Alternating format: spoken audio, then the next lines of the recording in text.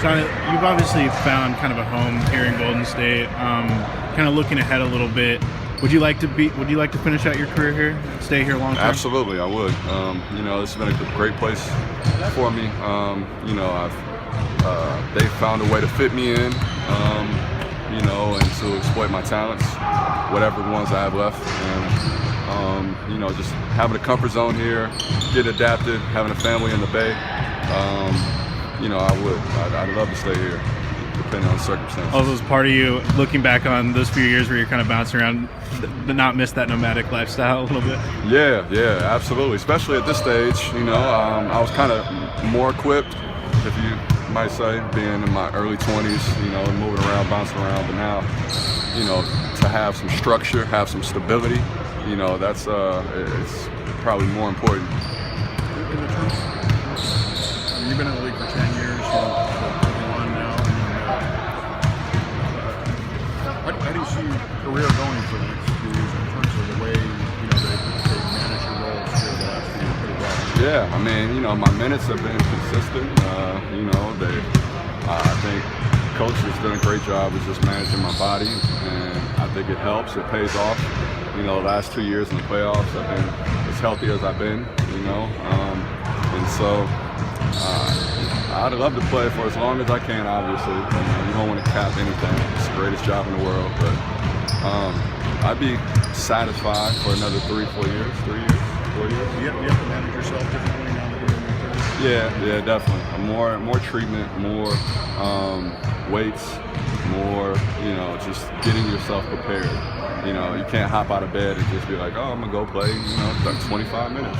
In the NBA, the guys are too explosive, they're too fast, and that's how you end up getting hurt too. As you start to get older, just because your body doesn't work the same. When Got a lot of productive guys in their 30s. And you look at David West, 36.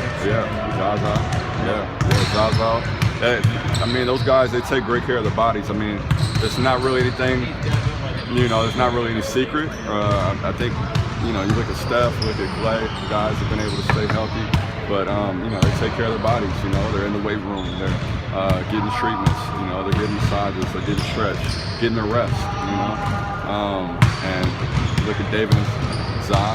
They have their own kind of program, but they stick to it, and it's consistent more than anything. I think that's the key to consistency. I'm curious about that time earlier in your career when you were kind of bouncing around logistically. Would you buy a house? Would you rent? Always rent. Yeah. Always rent. Month to month, year long. Yeah. You try to do 9 months. If I could do month to month, that would be, ideal. But usually, you maybe get away with 9 months, but usually it's 12-month lease. So, just always rent, so you can always pick up. Did you bother fully moving in to those places, or would you kind of leave the? One place I did. When I left the Clippers originally. I had a nice place in Miami, and first time in Miami, good city, and so I stayed there for a couple years. Which kind of guy like Damien benefit or learn from or grow from going back and forth, sometimes every other day to Santa Cruz? And just, that can test somebody, I'm guessing, and he seems to be going with the flow. Yeah, and I think the main thing is you want to test him early, You want to get him used to those tests, used to the grind. The NBA is a grind, Obviously the rookie year is always the roller coaster, right? Because you're just figuring things out, seeing how the system is. And then as well, you're not here full time. You're back and forth. And so, but it's great because we got great vets, that have been there. It's a great coaching staff, and as well with the D-League, it's all the same. The Warriors, Santa Cruz, they run the same stuff we run.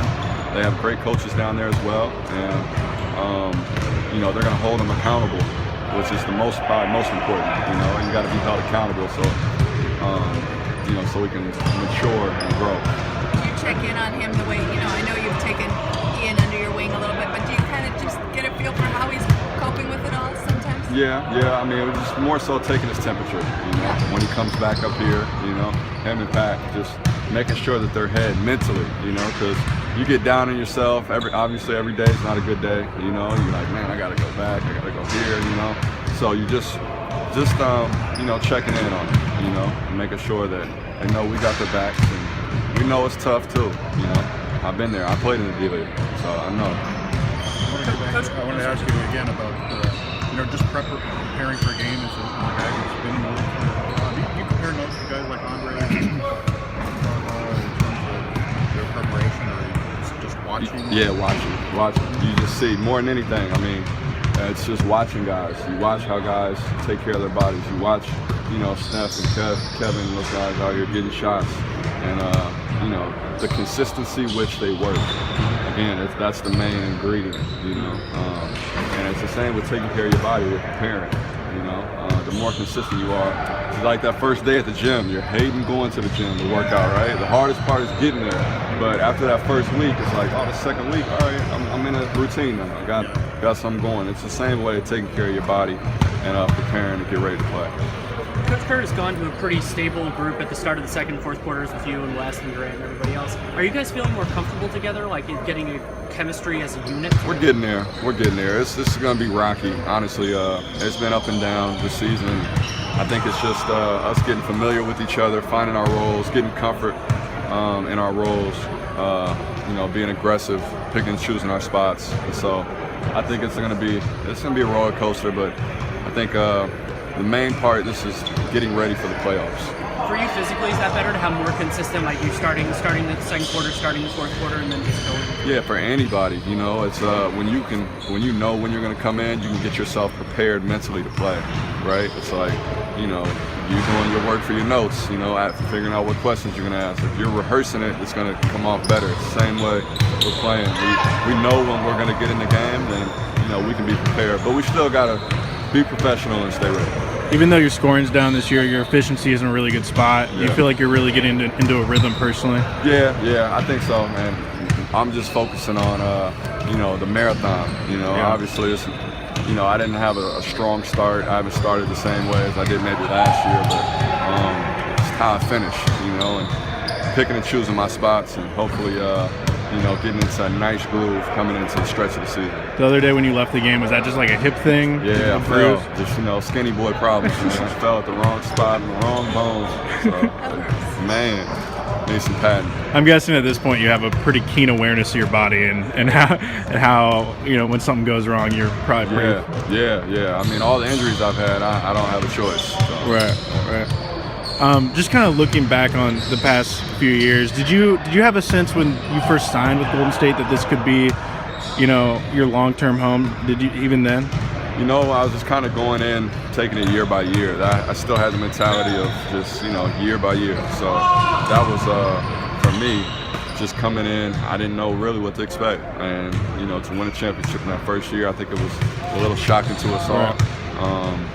But once we were there, it was like, we are an elite team, and this is a team that I obviously wanted to stay with. It seems like Bob maybe valued you in a way that maybe other GMs in the league didn't. He saw something in you. Do you appreciate that? Absolutely. I mean, just that vote of confidence from him and Steve alone, and Jerry West as well, to give me a shot to see the intangibles that I kind of bring to the table. It might not show up in the stats and in the numbers, with how GMs look at the game, but that I've always felt like I'm a winning player at the end of the day. I felt like I know what it takes to win. I'll do whatever it takes to win, more importantly. And, I think that was kind of the value and that they saw in me. I know that a lot of your teammates give you a hard time for not shooting the three, because they obviously love the three. Yeah. Are you at the point in your career where you're not really, you're comfortable with what you do and you kind of do what you do? Yeah, I mean, that's really been me in the past few years. I mean, we'll see. Maybe it'll be kind of like a bucket list thing or something, as I get older. Like, I got to do it just to see what's going to happen on my way out. Right? Yeah. So we'll see. I'm going off memory, but didn't you tell me